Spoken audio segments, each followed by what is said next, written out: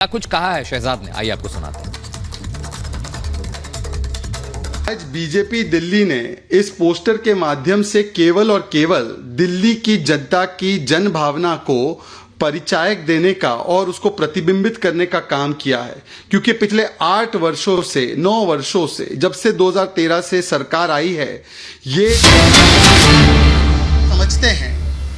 तो कल हजारों की तादाद में दिल्ली वासियों ने भारतीय जनता पार्टी दिल्ली के सोशल मीडिया को खासकर बताया कि पिछले 7-8-9 वर्षों से दिल्ली में एक फिल्म चल रही है और एक पोस्टर भी उसका सामने आया है, जो बहुत लंबी फिल्म चल रही है। पिछले 8 वर्षों से दिल्ली वाले उसे देख रहे हैं, उसके कई सारे सीक्वल भी आ चुके हैं और जो अभी हाल ही का सीक्वल रिलीज हुआ है उसके बारे में भी आपको बताएंगे। परंतु ये फिल्म जो आई है उसका नाम है लुटेरा। ये लुटेरा फिल्म आई है और पिछले 8 वर्षों से ये फिल्म चल रही है। ये 8 वर्षों से लुटेरा फिल्म सबसे लंबी चलने वाली फिल्म जो है वो चल रही है। हाल ही में जो फिल्म रिलीज हुई है कुछ दिन पहले, उसका नाम तो चोर मचाए शोर है, परंतु ये लुटेरा फिल्म का आज पोस्टर भी सामने आ चुका है। आपने देखा होगा, ये दिल्ली वासी जहाँ पर भी आम आदमी पार्टी के लोग मिलते हैं उन्हें कहते हैं ये लुटेरा आ चुके हैं। और ये जो लुटेरा फिल्म है, इस फिल्म के निर्देशक अरविंद केजरीवाल है। ये लिकर मोशन फिल्म्स लिमिटेड की प्रोडक्शन है। इसमें को प्रोडक्शन माँ ठगों की भी है, सुकेश की भी है और इसका स्टार कास्ट बड़ा अनोखा स्टार कास्ट है। लुटेरा का स्टार कास्ट में मनीष सिसोदिया भी है लीडिंग रोल में, अक्यूज नंबर 1 और लुटेरा नंबर 1। सत्येंद्र जैन भी है लीडिंग रोल में, हवाला घोटालेबाज के लुटेरा नंबर 1। और सपोर्टिंग रोल में कैलाश गहलोत भी है। तिहाड़ में जो घोटाला हुआ है, जो लुटेरे बन के ठगों को भी लूटने का काम किया है, उसमें सपोर्टिंग रोल कैलाश गहलोत का है और डायरेक्टर निर्देशक तो अरविंद केजरीवाल ही है। ये सामने निकल कर आ चुका है। परंतु लुटेरा फिल्म की कुछ और भी सीक्वल्स आई है। हवाला घोटाला जिसमें सत्येंद्र जैन 4.5-5 महीने से बंद है। बस घोटाला का लुटेरा पार्ट 2 आया है। लुटेरा पार्ट 3 क्लासरूम घोटाला का आया है। लुटेरा पार्ट 4 बिजली सब्सिडी का आया है। लुटेरा पार्ट 5 फेक रजिस्ट्रेशन, जो 2 लाख श्रमिकों का नकली रजिस्ट्रेशन करवाकर 900 करोड़ रुपए उसको लूट लिया गया, उसका भी लुटेरा पार्ट 5 आया है। लुटेरा पार्ट 6 आज मैंने देखा है कई चैनल्स पर चल रहा है, दिल्ली जल बोर्ड के माध्यम से किस प्रकार से 20 करोड़ का लूट किया गया है। लुटेरा पार्ट 7 शराब घोटाले के विषय में आज मैं पर आपको बताने वाला हूं।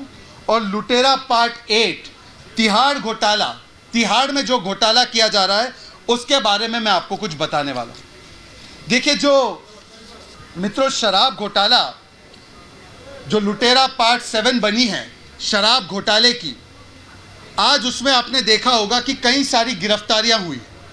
उसमें कई सारे प्रमुख लोग गिरफ्तार हुए हैं। उसमें कोई राहत या बेल किसी को मिली नहीं है। उसमें accused number 1 main starcast main lead Manish Sisodia का है। उसमें विजय नायर, जो इनके वैसे तो बताए जाते हैं कम्युनिकेशन एक्सपर्ट है, परंतु कैश कलेक्शन एक्सपर्ट ज़्यादा थे, वो भी जेल में है और कहीं मुझे लगता है 1 महीने 2 महीने लगभग हो चुके हैं कि वो जेल में ही है, उनको राहत नहीं मिली है। परंतु एक ही हमें नारा सुनाई देता है कि इसमें कोई घोटाला नहीं, इसमें 1 रुपये का घोटाला नहीं हो, ये सब फर्जी मामला है। ये विक्टिमहुड कार्ड खेला जाता है और कहा जाता है कि देखिए कुछ मिला नहीं किसी को, कहाँ हुआ घोटाला जी, किधर है पैसा, कहाँ पैसा गया, कहाँ घोटाला हुआ, ये बार बार कहा जाता है आम आदमी पार्टी के द्वारा। सब वेंडेटा पॉलिटिक्स है। हालांकि कोर्ट ऐसा नहीं मानती। कोर्ट ऐसा मानती होती तो 17 अगस्त की एफआईआर है। आज हम लोग नवंबर के बीच में हैं, कोई भी एफआईआर क्वॉश नहीं की गई। और आज मैं आपको बताना चाहता हूं कि इस लुटेरा पार्ट 7 में कितना लूटा गया। आज लूटा कितना गया उसका मेरे पास आरटीआई समेत पूरा आंकड़ा है कि कितना कम से कम लूटा गया, क्योंकि आज के बाद ये कहना नामुमकिन होगा आम आदमी पार्टी के लिए कि कुछ लॉस ही नहीं हुआ इसमें, कुछ घोटाला ही नहीं हुआ इसमें। मित्रों, ये आरटीआई की कॉपी आई है मेरे पास, और इस आरटीआई की कॉपी में ये पूछा गया था कि जो लुटेरी पॉलिसी है, नई शराब नीति, इसमें कितनी सरकार को रेवेन्यू की कमाई हुई। 17 नवंबर 2021 से लेकर 31 अगस्त 2022 तक 7.5 महीने की अवधि में कितनी कमाई हुई, ये आरटीआई के माध्यम से पूछा गया।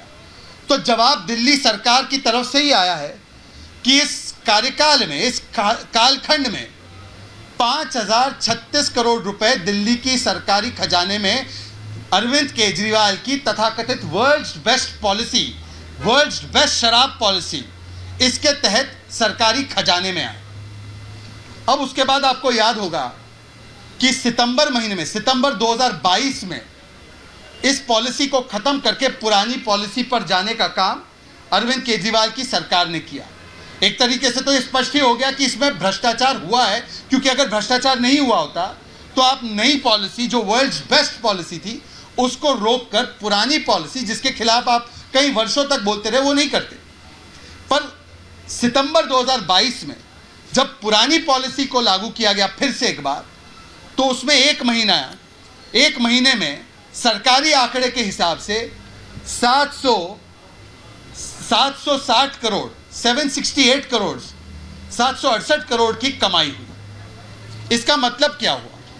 इसका मतलब यह हुआ कि प्रतिदिन जब नई पॉलिसी लागू थी तो दिल्ली के सरकारी खजाने में प्रतिदिन 17.5 करोड़ रुपए आए, और जब नई पॉलिसी खत्म हुई और पुरानी पॉलिसी पर गए, इन्हीं के आंकड़े, इन्हीं का आरटीआई, इन्हीं का दिया हुआ आंकड़ा, पब्लिक डोमेन में सारी चीजें हैं, जब पुरानी पॉलिसी पर रिवर्ट किया, वापस चले गए, तो प्रतिदिन सरकारी खजाने में 25.5 करोड़ रुपए आने लगे। नई पॉलिसी, वर्ल्ड्स बेस्ट पॉलिसी, कमाई 17.5 करोड़ रुपए, पुरानी पॉलिसी जो फिर से लागू की गई, कमाई 25.5 करोड़ रुपए प्रतिदिन, उन्हीं के आंकड़ों के हिसाब से। मतलब कि डिफरेंस प्रतिदिन कमाई में, सरकारी रेवेन्यू में, खजाने में 8 करोड़ का है। इसका मतलब प्रतिदिन 8 करोड़ का नुकसान हुआ जब ये नई शराब नीति लगभग 7.5 महीने, 8 महीने के कालखंड तक, जब तक ये लागू रही, तब तक इतना नुकसान प्रतिदिन हुआ। इसका मतलब कि दिल्ली के सरकारी खजाने में 1800 करोड़ से ज़्यादा की चपत लगी।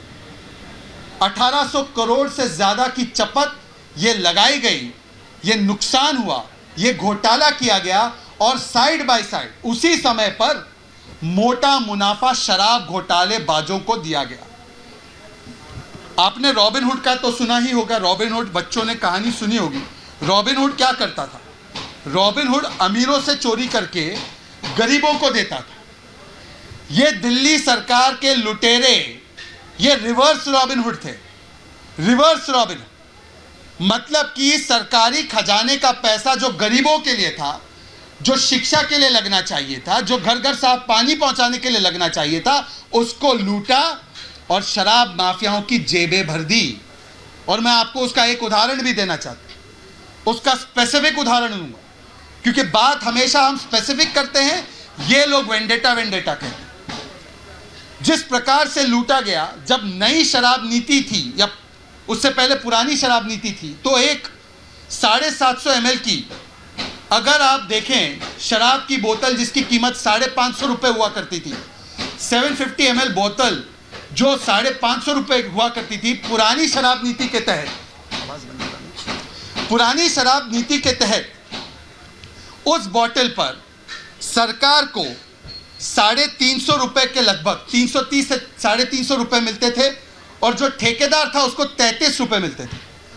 फिर से मैं आपको आंकड़ा दोहराता हूं, पुरानी नीति के समय पर एक 750 ml की बोतल पर जो 550 रुपये की बिकती थी, उसमें सरकारी खजाने में 350 रुपये आते थे लगभग, और ठेकेदार के पास 33 रुपये पहुंचते थे।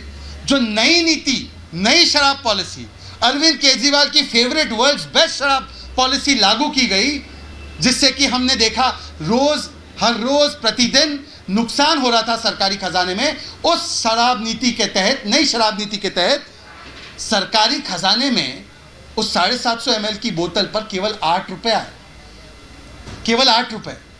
कहाँ 350 रुपए आते थे, कहाँ 8 रुपए आने लगे। और जो ठेकेदार था, जो 33 रुपए कमाता था, उसकी कमाई सीधा 363 रुपए हो। आप इससे समझ सकते हैं कि किस प्रकार से ये जो 1800 करोड़ का नुकसान हुआ 7.5 महीने में, वो किसकी जेबें भरने में गया और किसकी जेब से निकला, ये आपके सामने आंकड़ों सहित, पब्लिक डोमेन में जो आंकड़े इन्हीं की सरकार ने दिए उसके सहित और आरटीआई के सहित हमने रखा है। और आपके सामने ये लुटेरा नंबर 7, शराब घोटाले के लुटेरों का रिवर्स रॉबिनहुड वाला मॉडल आपके सामने आया कि गरीबों से पैसा लिया, ठेकेदारों की जेबें भरी। और इसीलिए जब हम शराब घोटाले पर कुछ सवाल लगातार पूछते आए, आपको याद होगा वो सवाल नंबर 1, अगर शराब घोटाला नहीं हुआ भाई, तो आप नई नीति को कैंसिल करके पुरानी पॉलिसी पर क्यों चले गए? कोई ऐसा करता है? अगर अच्छी पॉलिसी हो, भरपूर कमाई हो रही हो, अब मैं कल भी बयान सुन रहा था, वो कह रहे थे पंजाब में बहुत अच्छी चल रही है जी, पंजाब में तो बहुत बम्पर रेवेन्यू आ रहा है जी, उसके बारे में भी कभी ना कभी खुलासा होगा। परंतु इतनी बढ़िया पॉलिसी थी तो पुरानी पॉलिसी पर क्यों चले गए? इसका मतलब कि अरविंद केजरीवाल ने खुद कहा है, खुद साबित किया है कि भ्रष्टाचार तो हुआ, इसलिए पुरानी पॉलिसी पर। दूसरा स्पेसिफिक सवाल, इस पॉलिसी के तहत, याद होगा आपको ये सवाल हमने बार बार राष्ट्रीय मंच से भी उठाए थे, मैन्युफैक्चरिंग कंपनी और ब्लैक लिस्टेड कंपनी को क्यों आने दिया? तीसरा सवाल, जो ब्लैक लिस्टेड कंपनीज थी उनको शो कॉज नोटिस जारी किए गए थे आप ही की सरकार के, आप ही के विभाग के द्वारा अक्टूबर 2021 में, उस पर क्या कार्रवाई की गई? सवाल नंबर 4, 2.5% से 12% कमीशन क्यों बढ़ाई गई? वो इसलिए बढ़ाई गई, 2 स्टिंग ऑपरेशन भी सामने आए थे। ये 12% कमीशन जो गया, उसमें से 6% कमीशन वापस आया घूस, भ्रष्टाचार, कमीशन के नाम पर इन लोगों के पास। और यही कैश कलेक्टर्स थे, ये विजय नायर एंड कंपनी। ये लोग कैश कलेक्ट करते थे और मनीष सिसोदिया से लेकर आम आदमी पार्टी के नेताओं को देते थे, और ये सारा पैसा पंजाब के चुनाव में, गोवा के चुनाव में लगा। और मुझे तो बताया गया है कि महात्मा गांधी जी के राज्य गुजरात में भी यही पैसा हवाला के माध्यम से भेजा जा रहा है। इस सवाल का जवाब मिलना चाहिए। अभी कुछ हाल ही में गुजरात पुलिस ने पकड़ा भी है आम आदमी पार्टी के लोगों को, कन्फेशन भी सामने आया है कि यही शराब नीति का, भ्रष्टाचार का पैसा हवाला के माध्यम से बापू के गुजरात में चुनाव लड़ने के लिए इस्तेमाल किया जा रहा है। क्या आपने लाइसेंस पीरियड जो है शराब घोटालेबाजों का, माफियाओं का, इसको बढ़ाने के लिए अवैध निर्णय लिए थे? वो भी कोविड के पीक टाइम पर, मनीष सिसोदिया जी, जब आपके